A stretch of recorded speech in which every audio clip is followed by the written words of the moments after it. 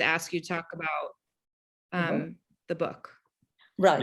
I'll read your bio. Okay, because I wasn't sure. Let me say something in Spanish, and I will give you the word, Sarah.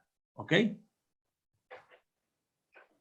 Ok, damos entonces por iniciado la tercera sesión del seminario de conmemoración del Día de Refugiados Judíos de Países Árabes. Agradecemos a todos los panelistas y también a los asistentes y a las instituciones que han hecho posible esta actividad: Embajada de Israel, Medio Oriente News, Fundación Jimena, Fundación Harif, Comunidad Israelita Sefaradí. Y para comenzar, los dejo con Manuel Férez, quien nos ha acompañado y ha sido el coorganizador de todo este seminario. Así que, Manuel, todo tuyo, por favor.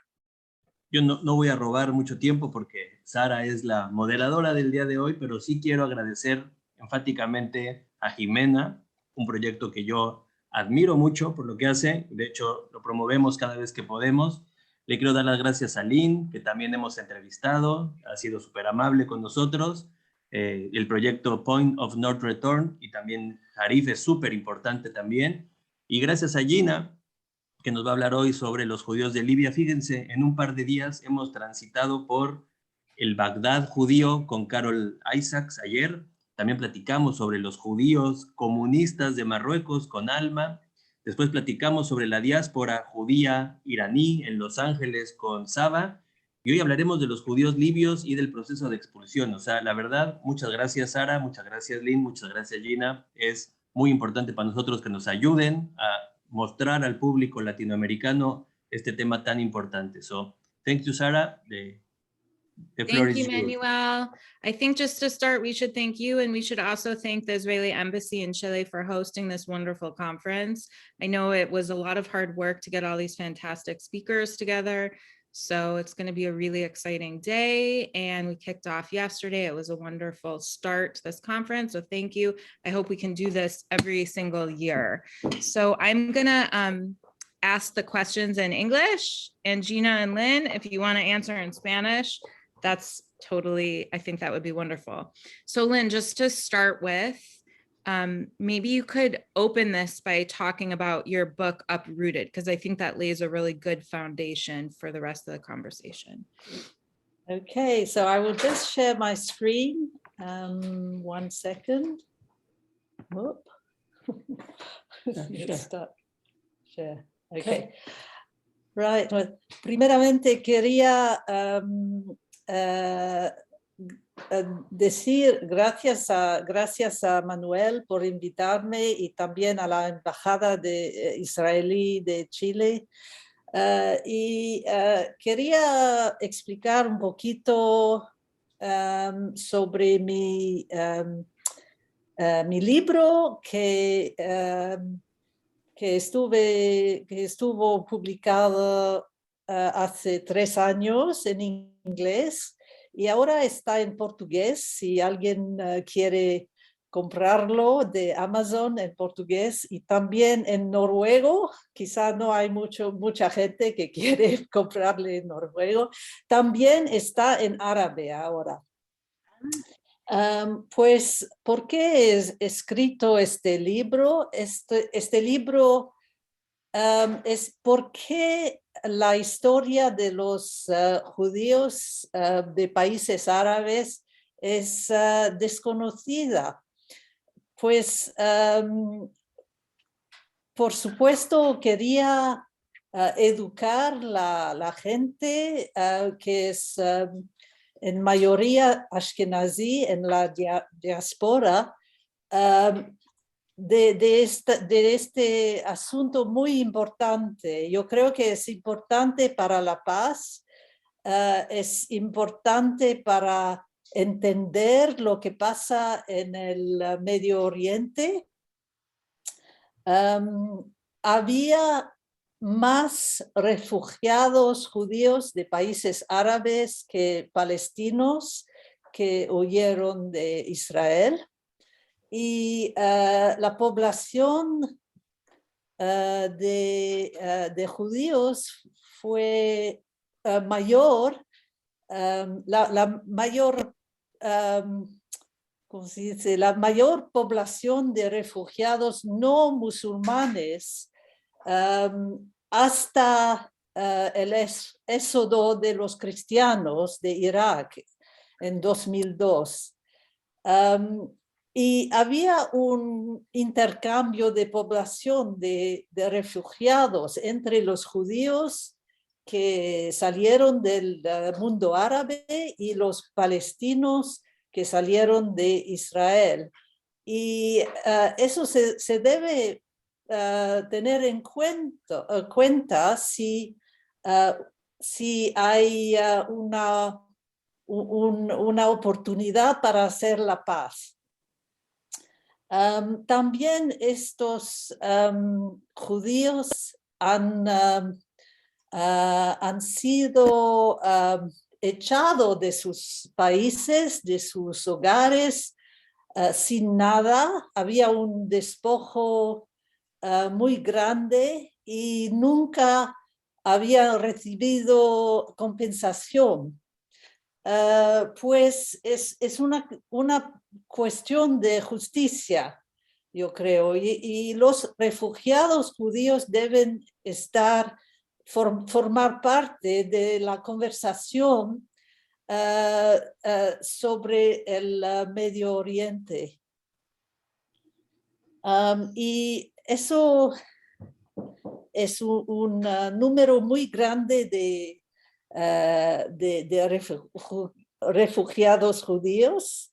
Y para dar una idea de lo que pasó, eso son los países. Hay 10 países, desde Marruecos hasta Yemen, donde había una población de casi 1 millón de judíos, y ahora no hay más de 4,000 judíos que viven en esos países. Y así se pueden ver que en 1948 había 100,000 o 10,000 judíos en estos países, y ahora se quedan casi nadie. En Algeria, por ejemplo, no hay nadie. En Libia no hay nadie. En Egipto he oído ayer que solo habían 8 judías en todo el país. Pues eso fue verdaderamente una limpieza étnica muy dramática.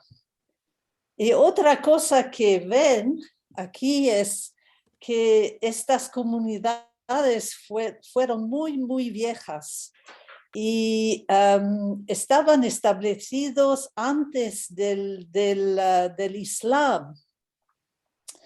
1000 años antes del Islam. Y por ejemplo, en Irak, la comunidad estaba establecida a la época de la destrucción del primer templo en Jerusalén. Y esta región tiene casi tanta historia judía como en Israel misma. Y lo que pasa es que la herencia judía está destruida.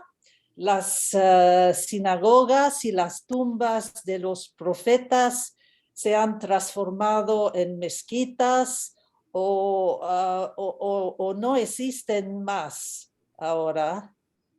Hay un mito que había convivencia entre los musulmanes y los judíos, pero eso no es verdad, porque la relación no estaba igual entre los dos y los judíos estaban dhimmi, es decir, que no tenían derechos como los musulmanes y tenían que pagar un impuesto y no podían defenderse. Y solo en la época colonial lograron derechos iguales con los musulmanes, pero eso creía una tensión entre musulmanes y judíos, y ahora mismo yo creo que es un factor que explica el conflicto del Medio Oriente, porque los judíos se consideran iguales como los musulmanes, y musulmanes quieren que sean inferiores a ellos.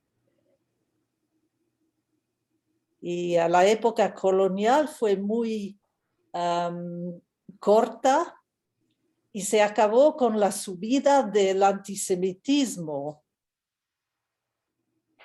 Y el antisemitismo tenía varias formas, por ejemplo, el antisemitismo del nacionalismo árabe, y lo que pasó es que los judíos no tenían un sitio en el nacionalismo árabe, y las minorías, las otras minorías también. También había la subida del islamismo, que también era antisemito. Y acabamos con la declaración del Estado de Israel, y en esta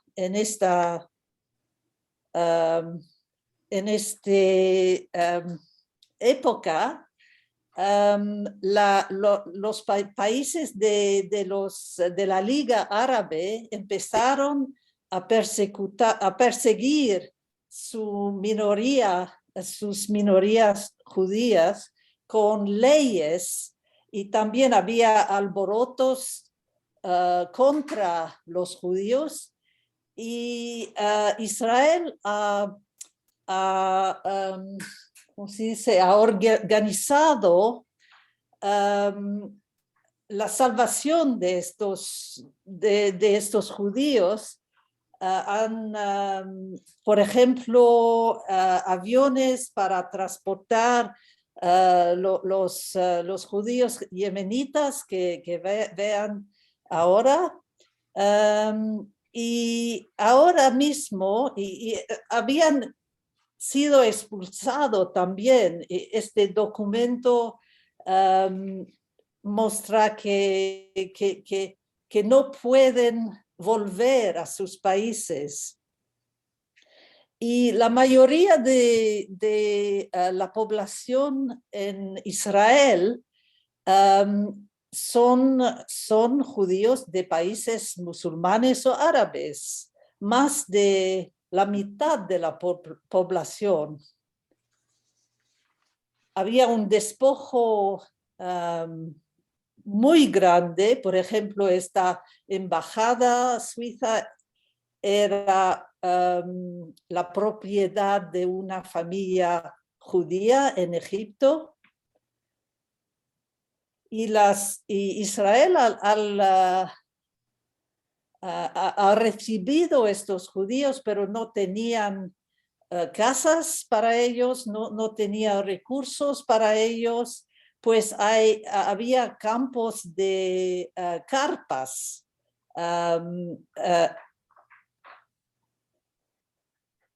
Y solo quería, I will end now with my final point, que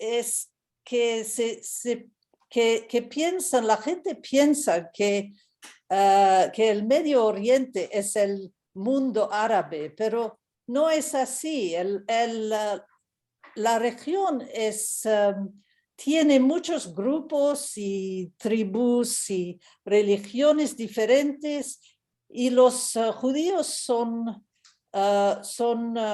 una religión entre muchas, y un pueblo entre muchos pueblos. No son todos árabes, y no es anormal que un pueblo indígena como los judíos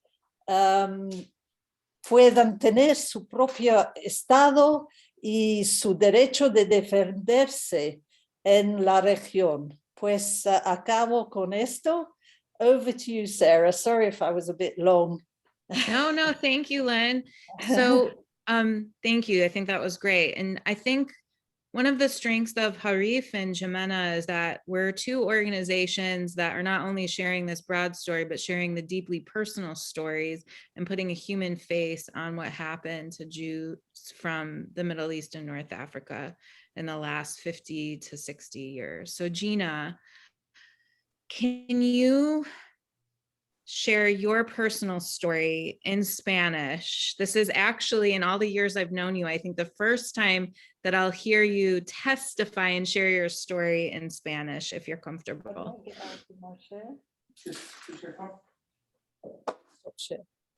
Sorry, I'll just stop share. There we go. Okay. Are you ready, Gina? Yeah. Great.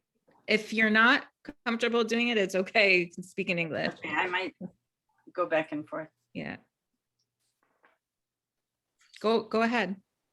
Oh, pues primero quiero agradecer a todos porque es un honor de estar aquí. Pues no sabía que tengo que hacer mi historia en español, pero es una buena práctica para mí. Lynn ha explicado muy bien la historia de todos los judíos. La historia de todos los judíos es también la historia mía, de mi familia y de mi comunidad.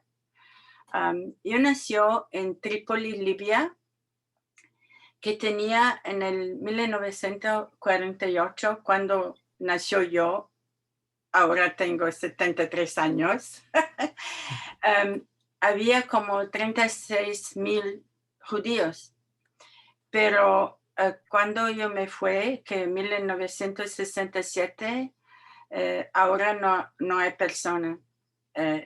La comunidad es extinta. Cuando tenía 6 años, me fui a una escuela árabe con mi mamá, y la maestra, no sé cómo se dice, profesora o maestra, hacía lección de aritmética y dice a las niñas que tienen 6 años, si tú tienes 10 judíos y matan 5, ¿cuántos judíos tienes de matar? Yo tenía mucho miedo y habló con mi mamá llorando. Mamá, no van a matarnos, ¿qué pasa?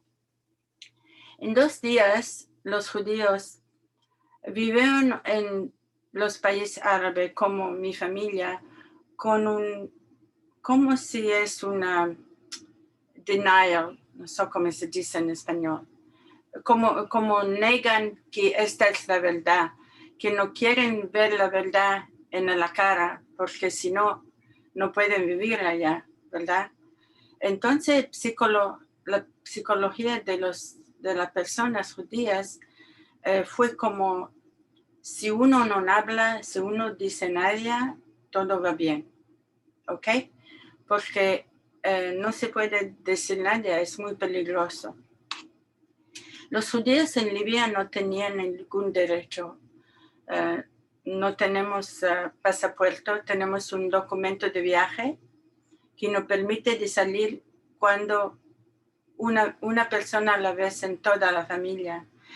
Y yo tenía mucha suerte porque cuando tenía 14 años, mi padre me me mandó a una escuela en Lausanne, Switzerland, para estudiar. Y yo también tenía un espíritu como de rebelión, porque cuando ha gustado la libertad que estaba en Suiza, mi espíritu se fue más fuerte para combatir por los derechos de los judíos. Porque cuando llegó al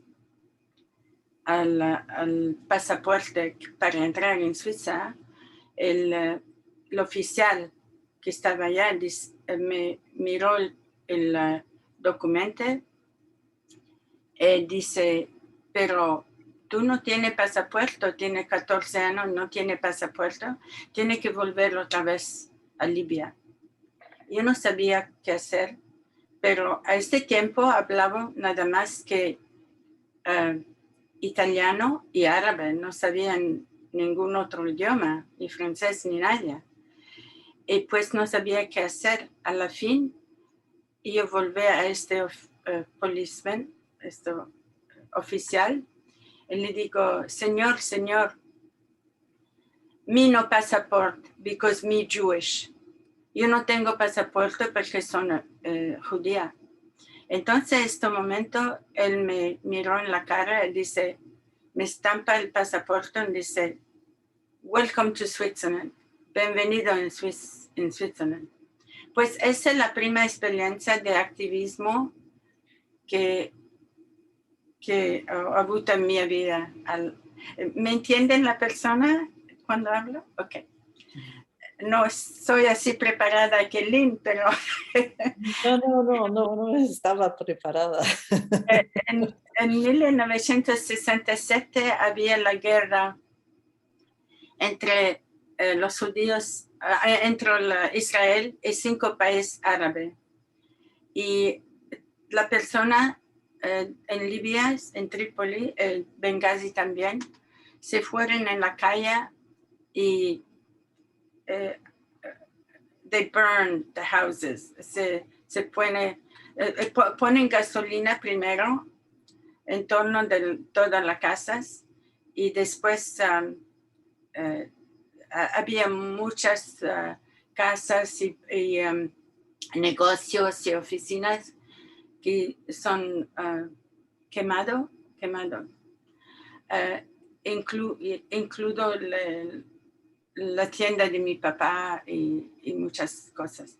En ese tiempo yo estaba en casa, en la oficina de mi de trabajo donde estoy yo. I'm getting caught now because it's getting emotional. So I was working in an office of a British engineers. And when the people come to the streets and started to burning the houses and rioting against the Jews, my British employer hid me in his home. It's a long story and I don't want to go into details, but eventually,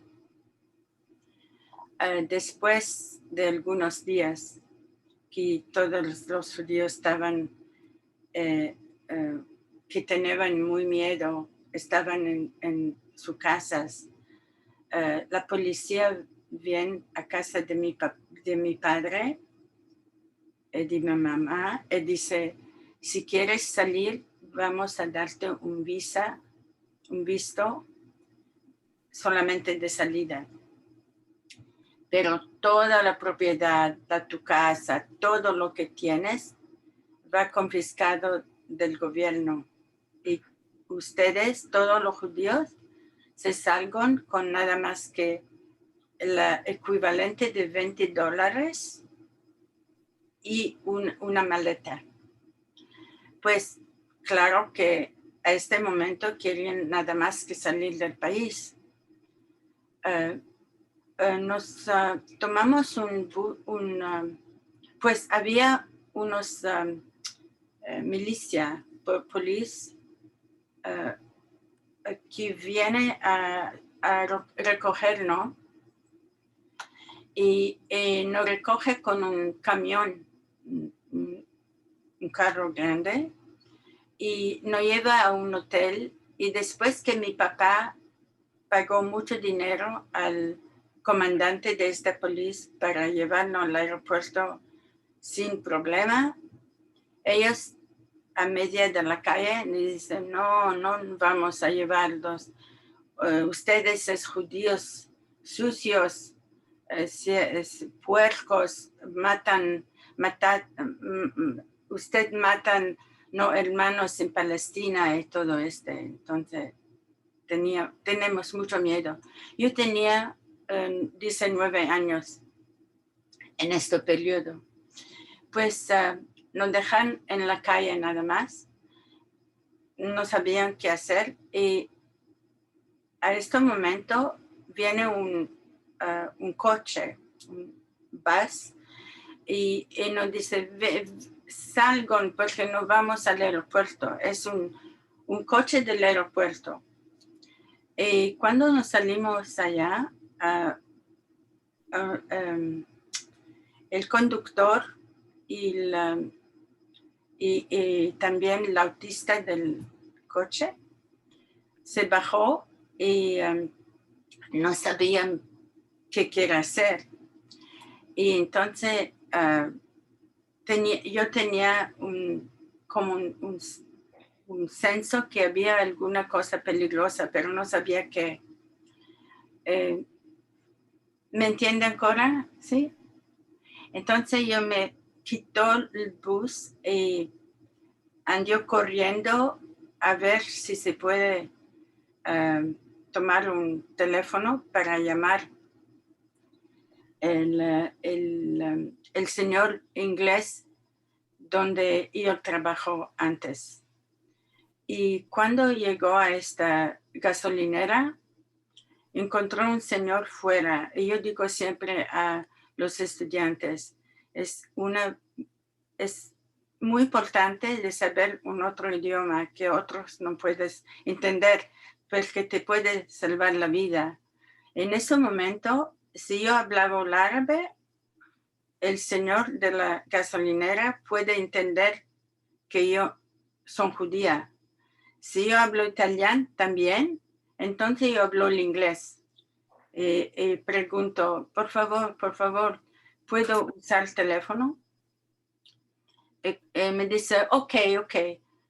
Cuando entró dentro, y olvidó de decir que el conductor que estaba en el autobús, cuando yo le pregunto por qué el autobús se ha cerrado en medio de la calle, no sabían qué pasa, él me llamó judía puta, tú estás matando a mis hermanos en Palestina, y me puso contra la silla y se fue.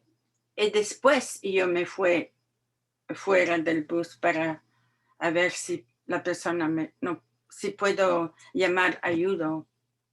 Y cuando estaba en la gasolinera, entró en el cuartito, un piccola oficina, y había este señor del bus, del coche que estaba allá. Él me dice, ¿qué haces? Tú eres una judía, vas, no estás aquí. Y yo tenía mucho miedo, no sabía qué hacer. Y él no me deja usar el teléfono. Entonces yo me volví contra el muro para no verlo. Y tomó el teléfono y llamado el señor inglés que me ayudó antes, donde yo trabajo. Y yo le digo, come quickly, we are in danger. Estamos en una situación muy peligrosa. Venga, listo, porque tenemos una situación peligrosa. Cuando me volví otra vez, después de que tomó el teléfono, ahora habían 3 señores árabes que me bloquean la puerta. El señor que estaba afuera, el conductor del coche y un otro. Y no me quieren dejar salir. Y no sabía qué hacer. Yo puse con las manos así y me fue corriendo hasta el bus porque sabía que if they catch me, para mí eso no es muerte, es más peor que la muerte. Y cuando volví al coche, no sabía antes lo que pasó, pero cuando vi el coche, debajo del coche había toda la gasolina. El conductor tenía unos, ¿cómo se dice? Matches, fiammiferi en italiano. How do you say matches in Spanish? Cerillos. ¿Ah? Ok, tenía ese y claro que todo el bus va a tomar fuego, ¿no? Y no sabía qué hacer, pero después de unos minutos, como 10 minutos, yo veo muchas personas árabes que vengan porque el muezzin empieza a decir Allahu Akbar, es las 6 de la mañana y ellos vengan para ir a la mezquita, ¿no? Mezquita. Y yo tenía mucho miedo, pero estaba fuera y no quería decir nada a mi familia porque eso que va a ser un pánico. Y esperó algunos minutos y este señor inglés con un amigo vengan con 2 jeeps y toman todas las maletas y nos llevan al aeropuerto. Cuando llegamos al aeropuerto, el señor que trabajan para tomar los maletas, hacer el check-in, nos miran no teníamos pasaporte, teníamos nada más un visto de salida en un documento de trabajo, de viaje. Miran el nombre y dicen, oh, Bublil Family, este es el nombre de mi familia. La familia Bublil, ¿qué hace así? ¿Qué hace así? Tú no tienes que estar así. Es un comploto de terrorista, porque no es una chance que estos autobuses con los judíos van a ir al aeropuerto. Esta es la historia más o menos. Y después tomamos un avión que nos llegó a la isla de Malta, porque la isla de Malta es el único lugar fuera de un país árabe. Y de allá nos fuimos a Italia y después yo me fui a América. Esta es la historia. Espero que la persona haya entendido mi español. Thank you. Nunca lo aprendido en la escuela. Gina, that was amazing. It's amazing to hear you recount that in Spanish. Thank you so much. I know that was not easy for you, so thank you. So there's a few questions that I think lend in nicely to the next questions that I wanted to ask you. And it's related to the invisibility of Mizrahi and Sephardic Jewish refugees from North Africa and the Middle East. There were questions related to why does everyone speak about Palestinian refugees, but few people speak about Jewish refugees. There were questions related to the discrepancy of the numbers of Jews who fled or were expelled from the Middle East and North Africa. I'm going to quickly answer those 2 questions, if that's okay, from my perspective, and then pass it over to both of you. So I think number 1, the first reason why people don't know the story is because there's been an unwillingness of Arab governments to officially recognize what happened to the Jewish communities that lived within those countries and that were ethnically cleansed or fled. There's a lack of research. There was a lack of scholarship. There's a lack of reliable data. And I think part of this stems from the fact that there was no official recognition and people really were not speaking and sharing their personal stories about what happened to them in any kind of public platform or to scholars. I think the Jewish communities have been completely unaware because these stories and this history has not been taught in Jewish day schools in the United States or in other countries around the world. And if you think about it, it's a little bit mind-boggling that the Israeli legislation to officially honor and recognize the heritage and the histories of half their Jewish population, Mizrahi and Sephardic Jews who come from North Africa and the Middle East, legislation to officially recognize these losses was not passed until 2014, many, many years after Jews were ethnically cleansed from the region.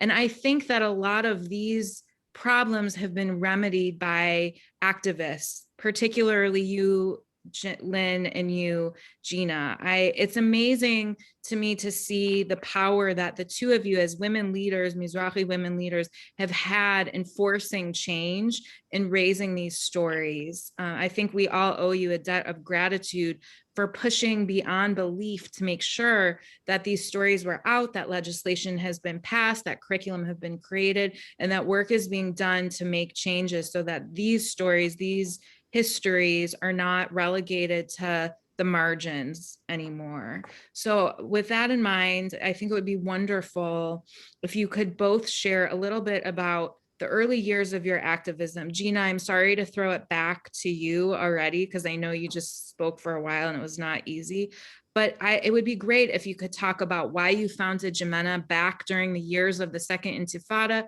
in the wake of 9/11.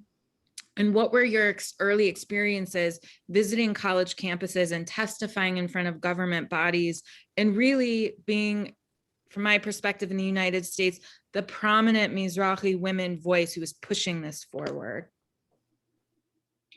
For me, I was an activist with the Soviet Jewry for over 20 years.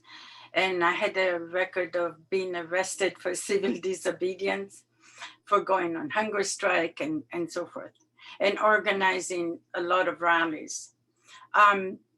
In fact, I joke about this, but at one point, the FBI came to my office when I was working for Soviet Jewry and smuggling things in and out of this former Soviet Union and helping Jews from Russia. The FBI came to my office and asked me if I would be willing to work for them, which was funny. But so when 9/11 took place, there was a lot of talk in the media that after all, these Arabs were very desperate, they were poor, they were also sending a message to the world about the Israeli occupation and so forth. So there was something in me that pushed me to say, no, that is not the case.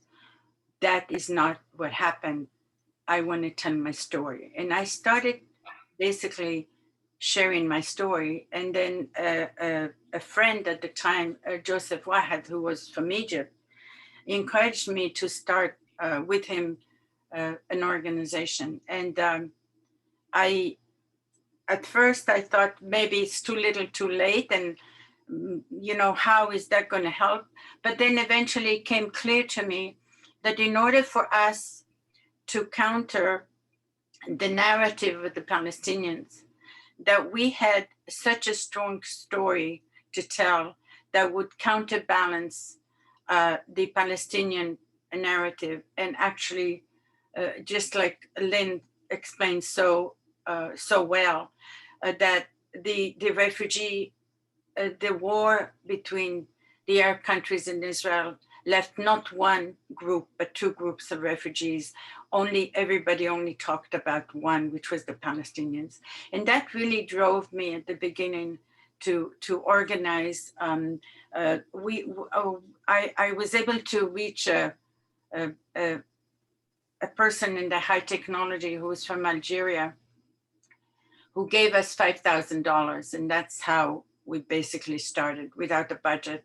Of course, I never, to this day, get paid for what I do, just like Lynn doesn't.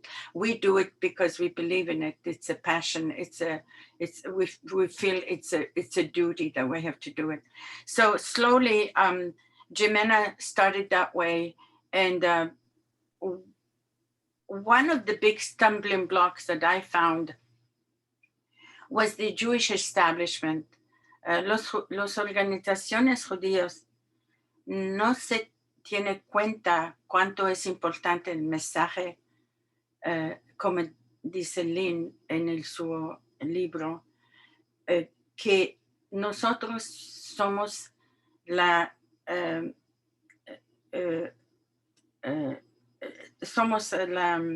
we are the answer, basically, to respuesta. La respuesta de la cuestión que ahora hay mucho en Israel y en la opinión pública, que los judíos que están en Israel no son ashkenazitas, que se fueron allá, que todos los judíos estamos en todos los países árabes y somos siempre en el Medio Oriente, no solamente ahora, después de la guerra.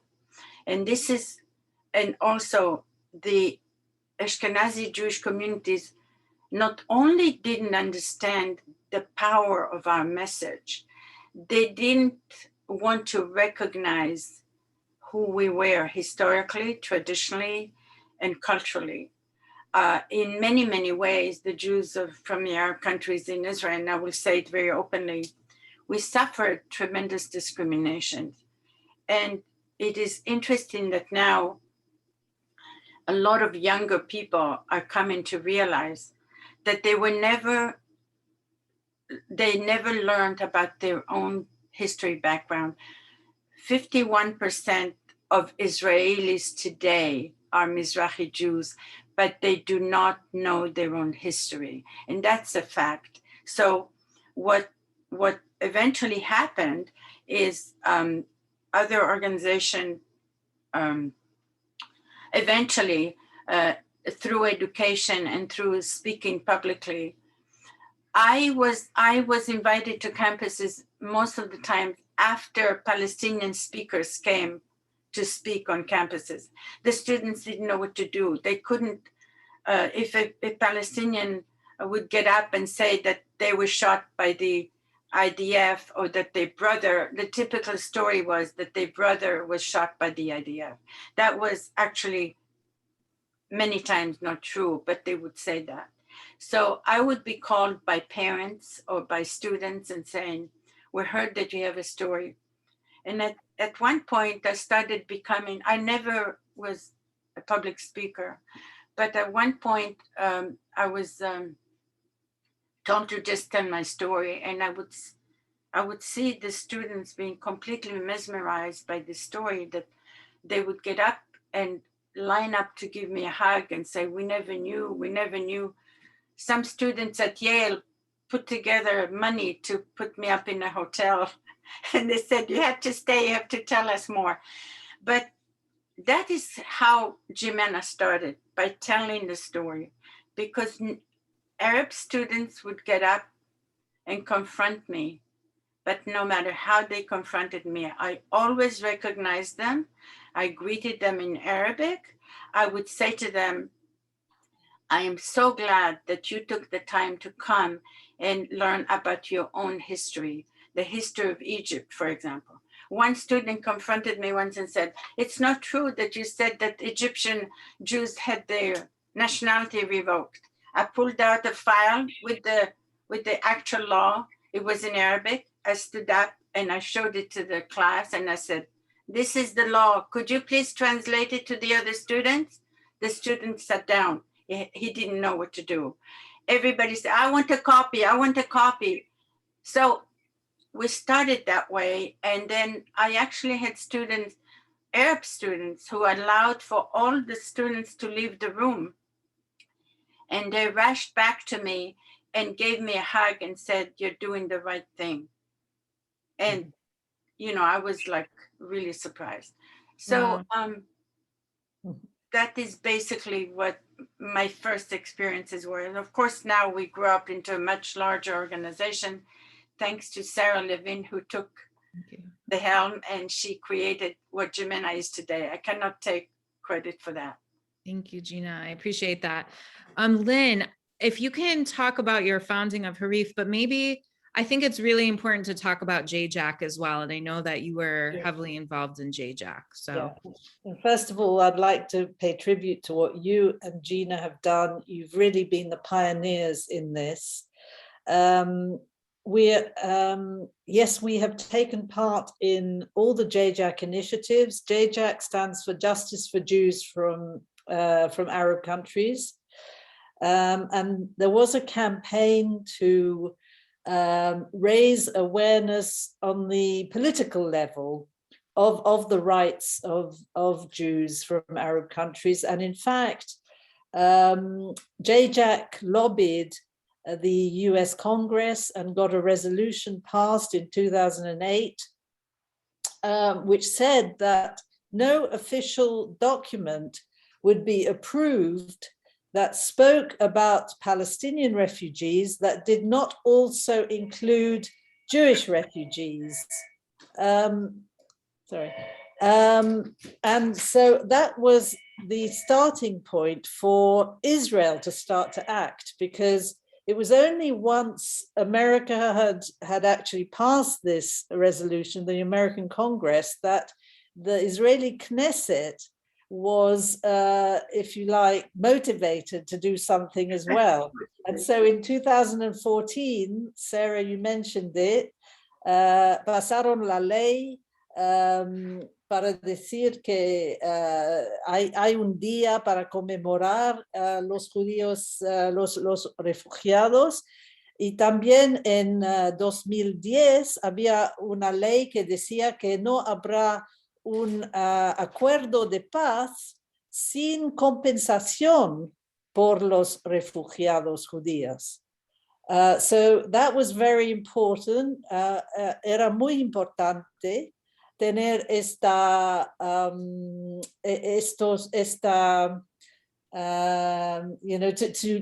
to manage to get this on the political stage, if you like.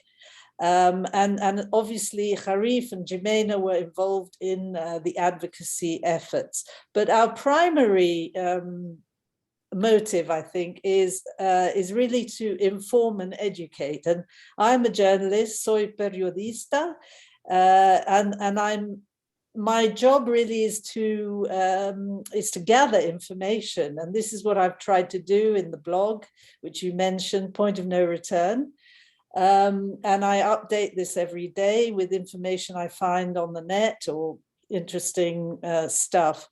But we also organize events, to educate the public at large. And so far we've managed to, I think, raise awareness of this issue amongst the Ashkenazim in England, because there was very little knowledge before 2005 when we were founded.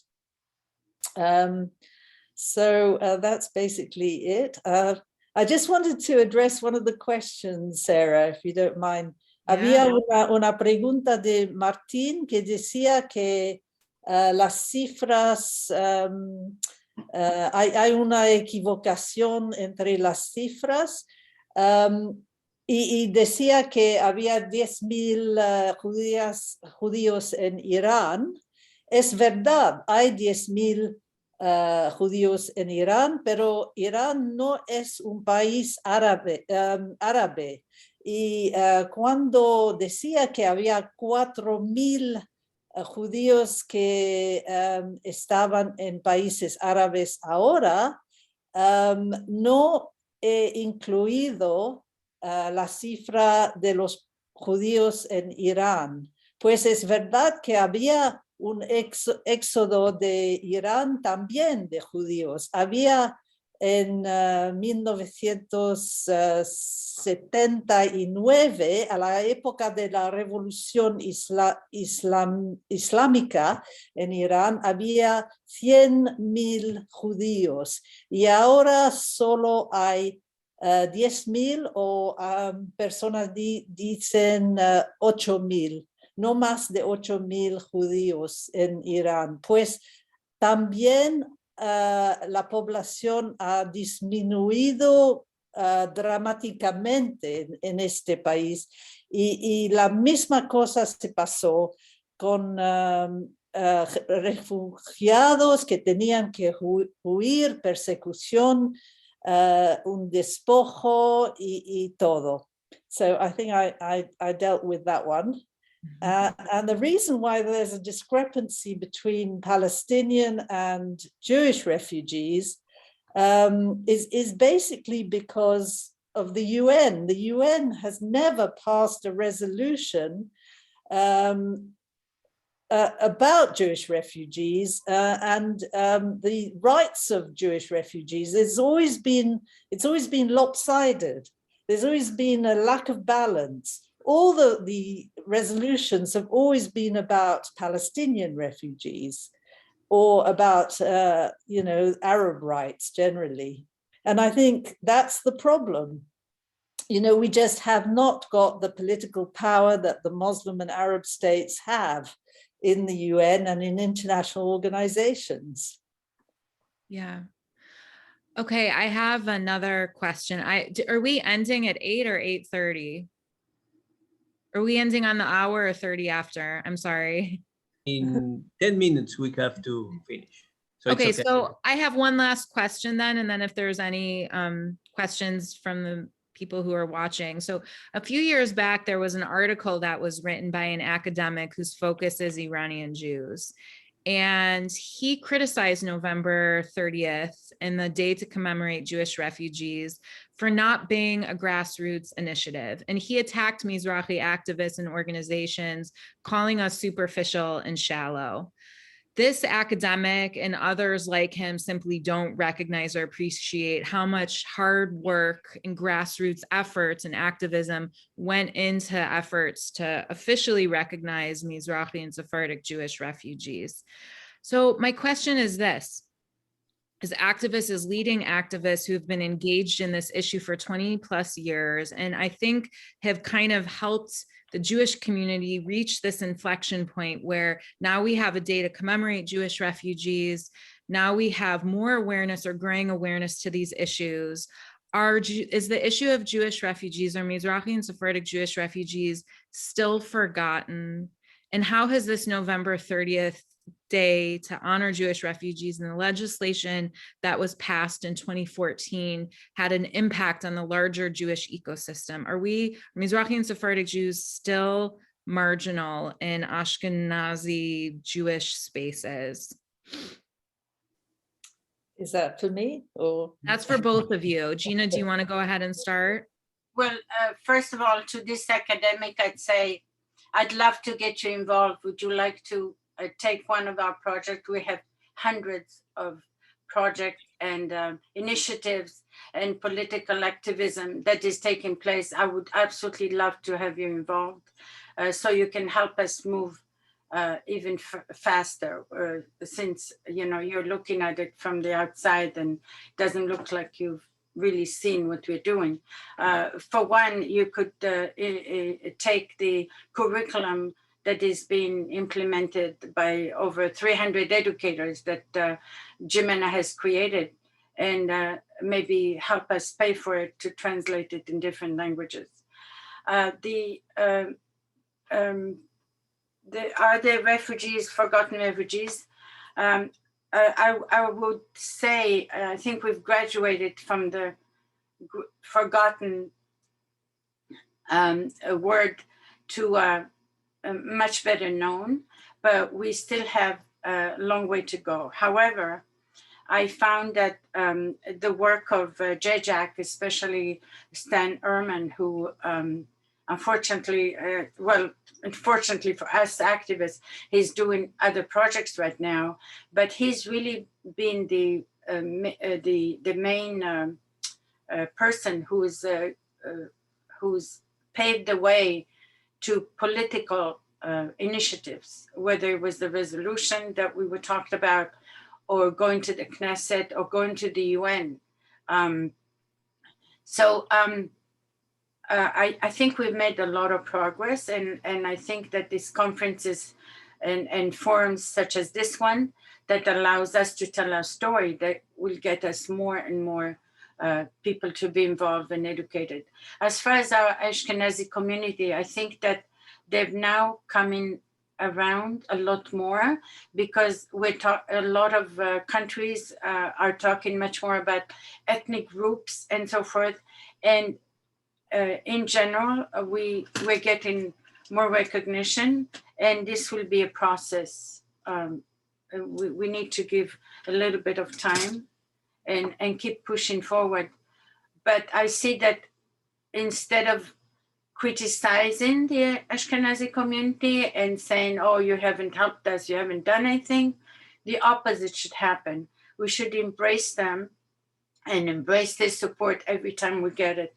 Because at the end of the day, if I look at Jimena, most of our funding comes from the Ashkenazi community. So something is telling us that they are there for us and they want to know more. Yeah. Well, if I may say, we are all one people, Ashkenazi and Mizrahi, we're all one people. This is a Jewish story. This is not just a Mizrahi story, and we want to be included in the school curriculum. We want everybody to know about what happened to the Mizrahim expelled from Arab countries. Are we still forgotten? Not as forgotten as we used to be. As Gina says, I think we have made progress. I think there is much more awareness amongst the Ashkenazim and in Israel, because the story was not taught there either. I hope that we will make further progress. I think to that academic, I think the academic was actually disappointed that we are making so much progress, because a lot of academics, especially on the left, would like to sort of weaponize our story and say we are Arab Jews torn away from our countries by Zionism, and we have much more in common with the Arabs than we do with the Ashkenazim. And the problem here is the Ashkenazi establishment who oppressed the Jews from the Arab countries. And this is their agenda. This is, this is their anti-Zionist agenda. I'm afraid there are these far left academics who are pushing this. And people like Gina, people like myself, we are in the way, because we're trying to stand up for Mizrahi rights. This is in contradiction to what they are trying to do. So, yes, we need to do much more. And, with your help, I think the Ashkenazim, we must all do our little bit to, spread awareness of the Mizrahi story, because only if we do that will we reestablish sort of some balance in the way the story is told, instead of these lies and distortions we get in the media, everywhere, which is turning public opinion against Israel. It's all based on lies and misinformation. And once the Mizrahi story gets out there, I think people realize how much they've been misled, by the media, for instance. So basically, that's it. I want to add one message. One big difference between the Palestinian refugees and the Jewish refugees is that although we were even larger in numbers than the Palestinians, our communities wherever we went, whether it was Israel or Chile or Argentina or like myself, United States, our communities refused to let us sit in camps. Our communities integrated us into any country where we chose to go and live. Everything was taken away from us from the Arab countries. But there was one thing we had, was our dignity. And we were willing to, yes, we had been victimized, but we never acted as victims. We picked up and started all over again. And that's really the major, major difference, I think, between us. That's why we stand here, no longer refugees. And the Palestinian leadership makes sure that their Palestinians are still sitting in refugee camps because they have a reason for it. They want to use those as a pawn towards the war. And that is sad for us and for them. Thank you. Thank you, Manuel, and thank you again to the Israeli mission or the Israeli embassy in Chile for hosting this conference, and happy Hanukkah to everyone. I hope that we can all have this conference in person. It would be wonderful to do this in Jerusalem like we did many years back. So again, happy Hanukkah, and thank you so much, everyone. Have a good day. And Lynn and Gina, kol hakavod, and thank you so much for doing this, sharing your presentation in Spanish and in English. I can't imagine how challenging that must have been. So thank you both. Thank you. Thanks a lot. Lynn, Thank you, Manuel. muchas gracias. Estén todos muy bien. Ok, muchas gracias por invitarme. Nos Bye, vemos. everybody. Bye bye.